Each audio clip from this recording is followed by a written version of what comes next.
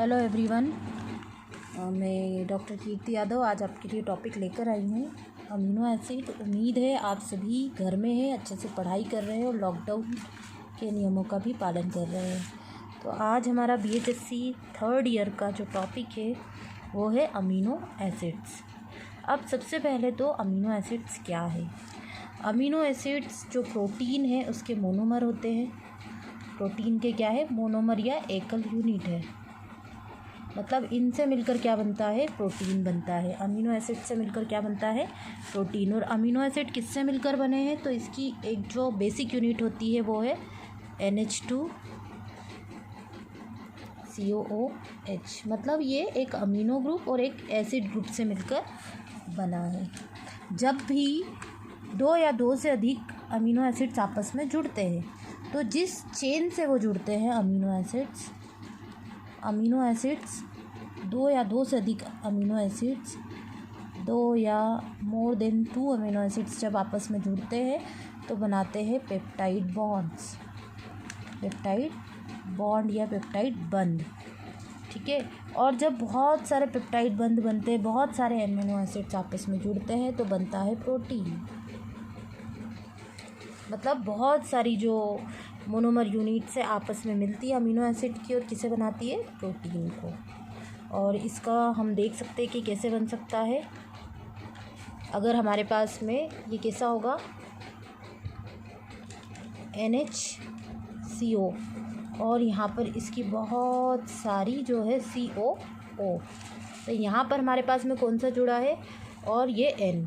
मतलब कैसे हो गया ये, मैं आपको बताती हूँ। दो अगर हमारे पास NH2COOH यूनिट है तो इसमें से क्या बाहर निकल गया, हाइड्रोलिसिस हुआ और जल अपघटन के द्वारा एक मॉलिक्यूल पानी का बाहर निकल गया। तो क्या हो गया, एक मॉलिक्यूल यहाँ से H निकला और यहाँ से OH निकला। तो ये कैसे बनाएगा, एक NH बचा और हमें क्या बचा, CO, और एक H2O निकल गया। तो जब इस तरह से N का मतलब है बहुत सारी यूनिट्स है, इसे हम एक तरीके से और लिख सकते हैं। कैसे लिखेंगे, NHCO, फिर कैसे लिखेंगे, फिर NH, फिर CO, और बीच में R ग्रुप्स जुड़ते जाएंगे। R ग्रुप यानी क्या हो गया, एल्कील मूलक जुड़ते जाएंगे और ये जो बड़ी बड़ी चेन बनेगी ये क्या बन जाएगी, प्रोटीन मॉलिक्यूल्स की। अब अगर हम देखें कि अमीनो एसिड्स कितने प्रकार के, तो हमारे सिलेबस में हमें 2 प्रकार के अमीनो एसिड देखने हैं, लेकिन फिर भी मैं आपको बता दूं कि अमीनो एसिड्स के 2 तरह से क्लासिफिकेशन होते हैं। Classification of amino acids.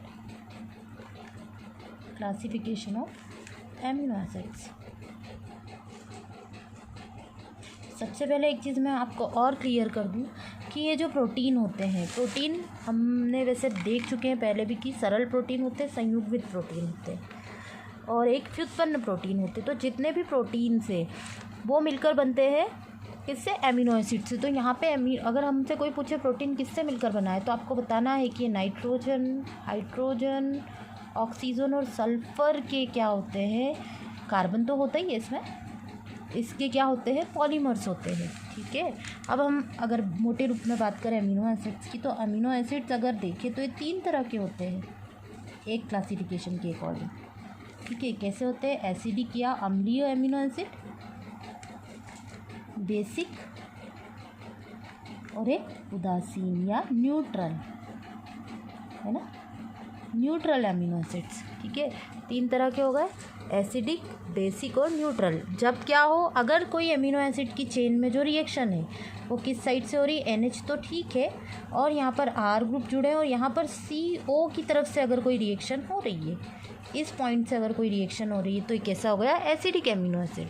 Basic की बात करें तो क्या होगा कि रिएक्शन किस साइड से हो रही है, इस NH की तरफ से। ठीक है। और R और CO अपनी ही जगह पर है। मतलब अगर हम अमीनो एसिड की मोनोमर यूनिट का अगर फॉर्मूला देखें तो कैसा होता है, ये इस तरह से होगा, COOH NH, है ना, H और यहाँ R। इस तरह से ये अमीनो एसिड की मोनोमर यूनिट है। देखो कैसी है, फिर से मैं बताती हूँ। कार्बन है बीच, COOH, यहाँ पर R ग्रुप, यहाँ H ग्रुप और यहाँ NH।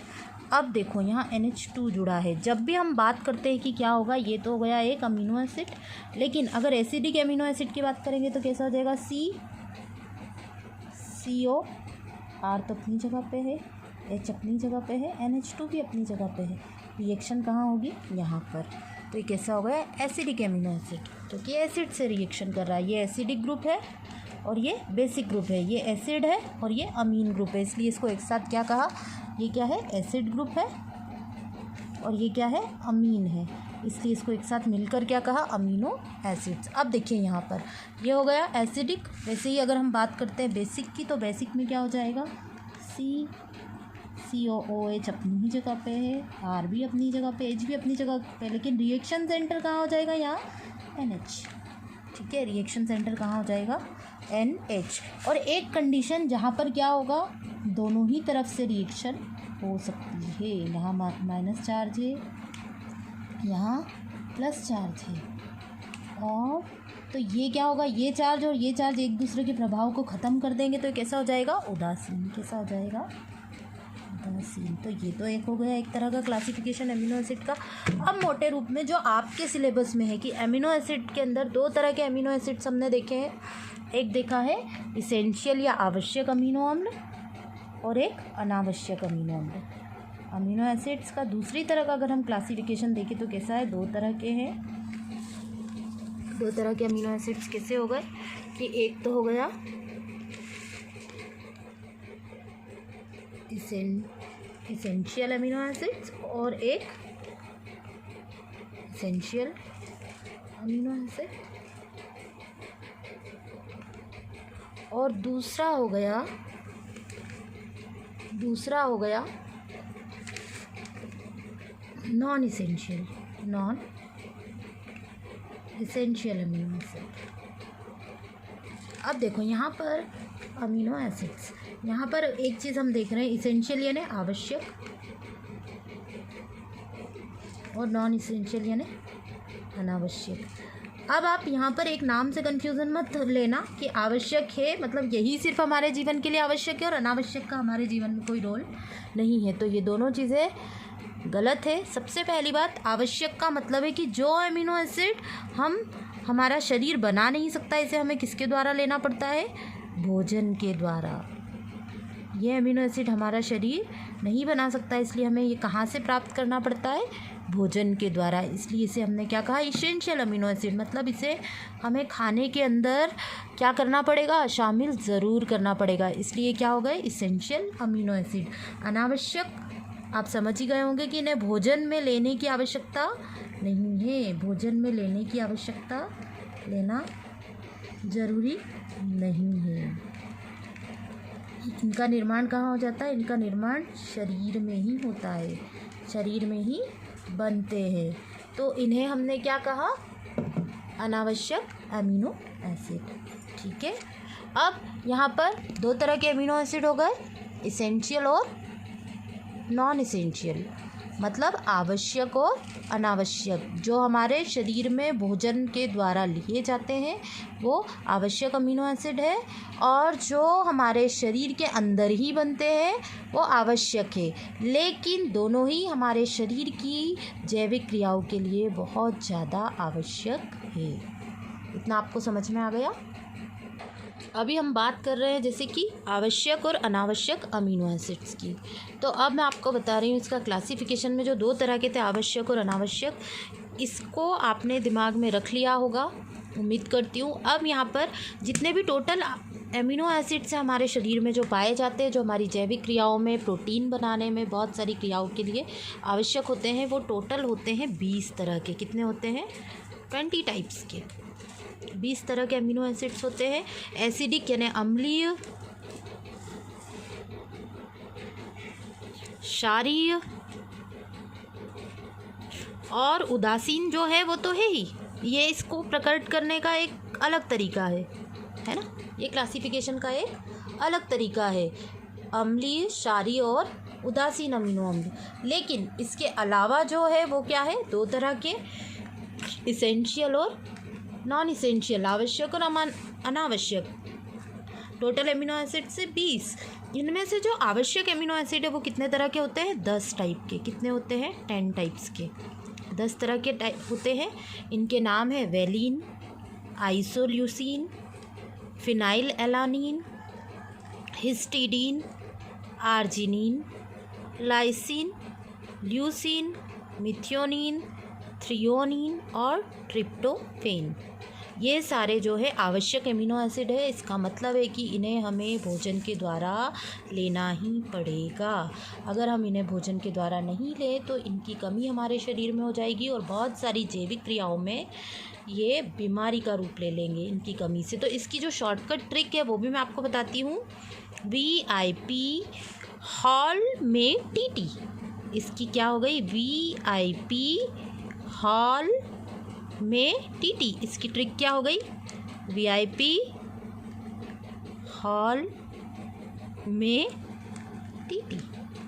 VIP V से वेलिन, I से आइसोल्यूसिन, P से फिनाइल एलानिन, H से हिस्टिडीन, A से आर्जिनिन, L से लाइसिन, L से ल्यूसिन, ME से मिथियोनिन, T से थ्रियोनिन और एक और T से ट्रिप्टोफेन।